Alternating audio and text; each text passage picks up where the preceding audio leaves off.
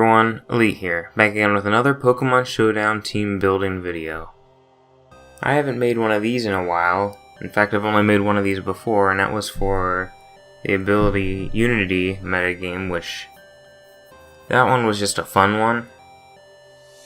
That one wasn't as serious. This one, however, is going to be a competitive UU team with Mega Ampharos being our base. So to start off, obviously, the first Pokemon is going to be Mega Ampharos.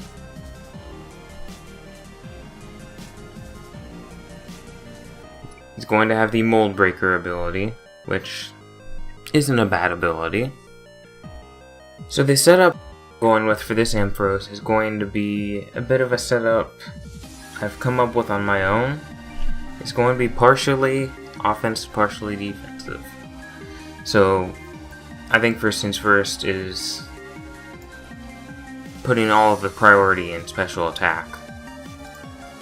Simply because Ampharos has one of the highest special attacks of any Pokemon ever. So going with the modest moveset is going to be the smart choice, as I doubt it will be using any physical attacks anyway. And for the rest of it, I'm actually going to be boosting its special defense and its HP, because it has a special defense stat of 110, which is actually quite good. And if I want it to wall any hits after it's Mega Evolved, then that will be exactly what it will do. To moveset, I'm going to go with, obviously, the Stabs, Thunderbolt, and Dragon Pulse. Those are easily the first two stab moves you should put on it, special attacks, and that already covers a wide variety.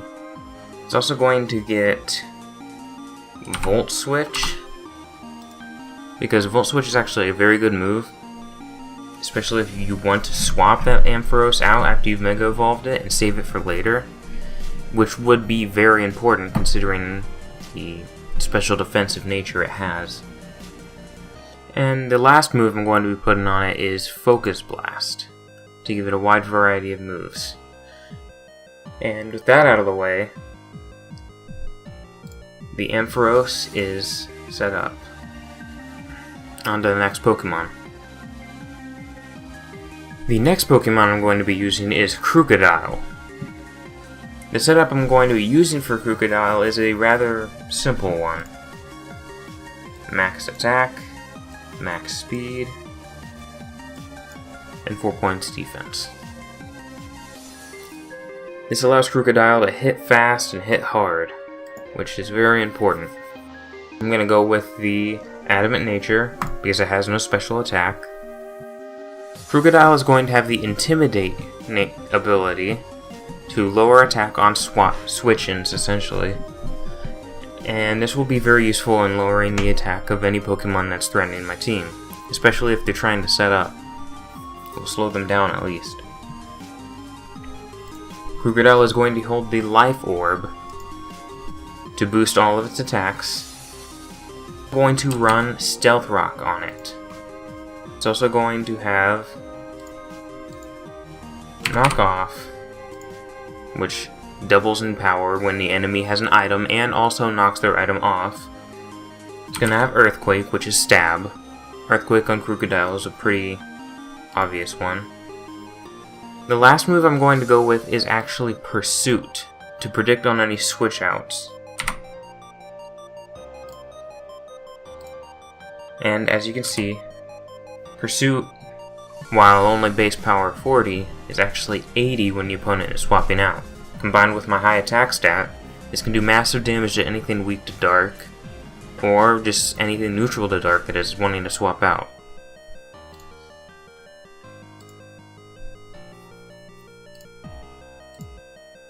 I'm not going with Shiny Krookodile, because I don't know what that creature is. And I'm going to go on to the next Pokemon. The next Pokemon I'm going with is Porygon 2, which I've been using Porygon a lot in UU, but something some people may not know is that Porygon 2 and Porygon Z are both in UU tier. The reason Porygon 2 is in UU tier is because while it's not as offensive or fast, it's got a slight bit more bulk to it, and combine that with the Eviolite, Porygon 2 can become an absolute tank on the battlefield. I'm going to have the Trace ability simply because Download is not useful if it raises my attack, and Analytic is not useful because I'm going to be running a Trick Room moveset, which I'll explain in a bit. So first I'm going to go for boosted HP, boosted special attack, and I'm going to very slightly boost the defense and the special defense, and basically make this a wall or special, and it will have a special attack boosting nature. No, I'll actually give it a defense boosting nature. Okay, relax nature. I'm going to tool with this for just a bit, see what I can do. Okay, so I've got the stats evened out. It's got the same exact defense and special defense stat, maxed out HP, and a quite nice special attack stat. But that's not the main focus of this Pokemon, is special attack. So I'm going to be running, obviously, Trick Room, Try Attack. I'm going to run Recover to keep this Pokemon out as long as I can. And I'm going to run Toxic. Not only can I wall, but I can also take my opponents out very slowly, unless it's a Steel or Poison type, of course. The only thing that would be a problem for this Porygon would be any special defensive Magic Bounce users, as I could not Toxic, and obviously Tri-Attack would not be able to do much. Now my Porygon Z is not going to be able to do anything against ghosts, and I do realize that. However, if the ghost does come out, I still have Toxic to deal with. I can still set up the Trick Room anyway and swap back out. And if it's a special attacking ghost, swap it into Ampharos to tank any of those hits. And Toxic is going to be able to wear down any ghost that isn't a poison type. But now that I have the Trick Room set up, it will make a slow Pokemon go faster. So not only will this Pokemon here move faster with its 112 speed, but Ampharos will also move a lot faster. However, I will not be able to send out Krookodile during one of these Trick Rooms, so most likely I will probably start off with it, especially because of the Stealth Rock knockoff. I can take out a team's first few Pokemon, or I can take out many threats by making them knock off their items, pursuing them, or even just stealth rocking when I can. Krookodile is a very fast early utility mon, and it will be nice to have to start off with, but it will not be a good cleanup. The next Pokemon I'm going with is going to look very familiar to anyone who's watched any of my recent videos, and Umbreon. The reason I went with Umbreon is for one simple reason. It can learn Wish. Wish is very important for Pokemon that cannot recover on their own and can be easily swapped into. Now, like I said, this team is going to have a lot of swapping around, and it's going to run off of a Trick Room setup. So if Umbreon can Wish at the end of a turn, and then swap into Ampharos, which will move at the beginning of a turn once Trick Room is active. Well, no. Actually, Umbreon itself will also move first because of its very low speed stat. So I'm going to be running Wish. I am also going to run Heal Bell, which will cure all the statuses of my Pokemon. Once again, this Pokemon is going to be sort of a status helper. Unlike the uses I had for it before, the Umbreon I used in my other team is a baton passer. This one is going to be more of just a team healer, dealing with statuses and HP. It's going to also carry Foul Play, obviously, which is a very, very nice move to have for Umbreon. Stab, 99 base power, and depending on the opponent's attack, can do a lot of damage despite Umbreon's poor attack stat. Especially if an enemy Pokemon is setting up. If they've raised their attack high enough, Foul Play can do massive amounts of damage, and Umbreon can usually tank plenty of it. The last move I'm going to be putting on it is actually something a bit different. I'm actually going to be putting Taunt on it. The reason because of this is so nothing can actually, for one, taunt Umbreon back, and two, anything that tries to set up on Umbreon is not going to be able to. That way Umbreon can do exactly what it needs to and then swap back out. Because Umbreon is not going to stay on the field for very long unless it is needed. I'm going to be putting the leftovers on Umbreon, that way it can keep itself nice and healed. And it's going to have Synchronize to pass any statuses back to its opponents. Once again, and it can Heal Bell itself, meaning Synchronize is going to be very useful, and is just another reason to have Heal Bell on this Pokemon. Lastly, I'm going to run this Pokemon with max special defense. I'm going to be the Careful Nature, and it is going to have some put into HP and some put into defense.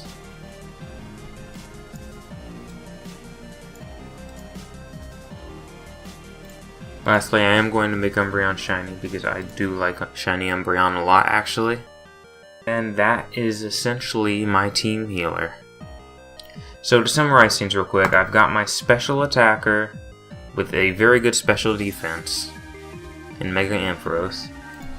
I've got my Crocodile, which is my physical attacker, a very, very fast Pokemon to start off with. Stealth Rock, Knockoff, Pursue. It's probably what I'm going to lead with just about every time, because it is incredibly useful to lead with. Then there's Porygon, which is my Trick Room Pokemon, and it's going to be my tank that will sit in on anything, as it has a very good defense and special defense, especially with the Eviolite boost. And with Recover and Toxic, it's going to sit in for a very long time. And lastly is Umbreon, to heal my Pokemon of any HP ailments, status ailments, and taunt the enemy when I need to, especially if they are setting up on their own. The next Pokemon I'm going to go with is Metagross. Now, initially I did not want to use Metagross, as I didn't see what potential it would have on the team, but after not only seeing some of the movesets you can go with, seeing how much I needed a defensive wall, and seeing how this speed stat will actually work quite well with my current, I can't remember the name of what it's called now, how well it will work with my Trick Room, Metagross is actually going to be a very good choice for the team, especially considering its nice typing, and overall the fact that I need a defensive tank on this team. So obviously I'm going to boost its defense and attack, and then put one into HP. I'm going to go with a defense boosting nature, so I'm going to go plus defense minus special attack. So it's going to have an impish nature, and the ability it will have is Clear Body, which will keep you from lowering its stats, which is incredibly important for a Pokemon like Metagross. That way it can actually stay in and still do damage, despite the enemies trying to lower your stats. Metagross is going to run the Choice Band, which I'll talk about in a minute, and gonna go shiny, because I can. It's going to run... It's also going to run Earthquake. It's going to run... I'm going to have it run Meteor Mash, which also has a chance of raising the attack, which just furthers the usefulness of Metagross.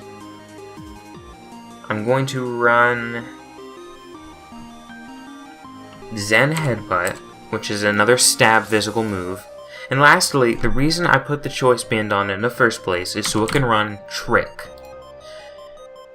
Now, the reason I'm going to run Trick is in case an enemy swaps in that Metagross cannot deal with, or an enemy swaps in that is going to set up, Metagross can actually give it the Choice Band. With the Choice Band, nothing can change its moves, which can cripple any Pokemon that need to have a versatile moveset in order to function correctly. Metagross is pure offense, and of course the move Trick. And considering how often this team is going to be swapping out, having Trick on Metagross is going to be able to cripple any Pokemon and get Metagross potentially something useful even. However, even leftovers would be nice as its defensive properties. But what's more important is crippling the opponent Pokemon, not what I receive as an item. So that is my defensive wall that will go alongside my special wall. The last Pokemon I'm going to be running is Celebi. Now what's interesting about a Pokemon like Celebi is they have just completely 100, 100, 100, 100, 100, 100. Every one of their stats is the exact same, which can be incredibly useful. Now, the set I'm going to be running here is actually going to be a mixed all-out attacking set. So, what I'm going to do here is raise its attack and special attack all the way. And I actually want its attack and special attack to be exactly the same, so I'm going to go with a... Most likely I'm going to go with a speed-lowering nature, once again considering what kind of team I have. Going with a speed-lowering nature is going to be pretty useful. And I will actually go with a quiet nature. And try to get its stats to the exact same.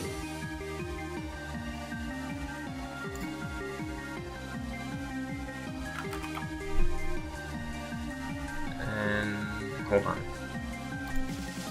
I'm actually going to keep it at this, simply because of the moveset I'm going to be going with. The most important move I'm going to have on this is U-turn, once again to emphasize how often I'm going to be swapping out. I'll also be putting Energy Ball, which is Stab. I'm going to be putting Psychic, which is Stab. I'm going to be running Dazzling Gleam as my last move, as it will be as Dazzling Gleam will be useful for taking down any Dragon types that come in my way, any Fighting types that come in my way. Not that Psychic wouldn't work either, but Dazzling Gleam is going to be very useful, as sending Ampharos out to fight a dragon would not be very smart, as Ampharos is also a dragon. I will also be giving Celebi the Life Orb, as to do as much damage as possible, because all Celebi is all-out attack, and that's exactly what I want it to do. So, here is the team. And it probably will not be able to show up because of the viewer. But to validate the team, as you can see, the team is actually valid for UU.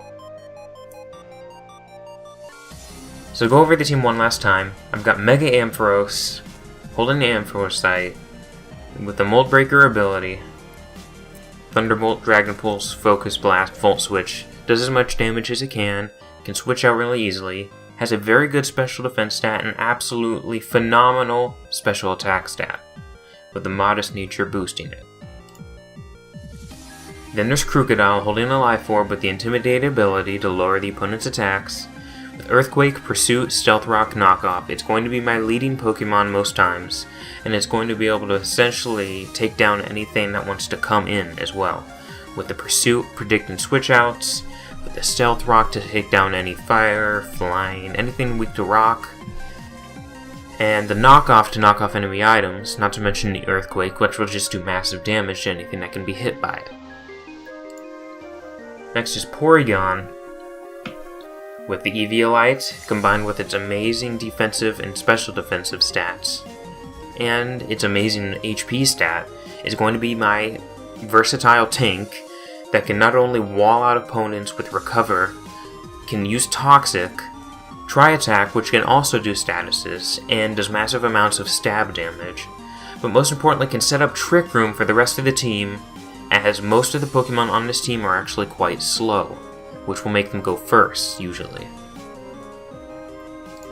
Next is Umbreon, holding the leftovers with the Synchronize ability to pass on statuses back to foes, Heal Bell to heal those statuses and the team statuses, Wish to heal the team's HP, Foul Play just to get as much damage off if Umbreon needs to, Taunt to make sure that no Pokemon can set up or keep Umbreon from setting up.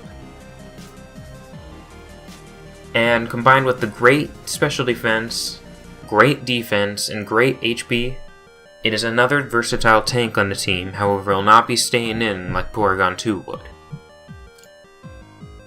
Next we have Metagross, which is my attack and my defense of the team.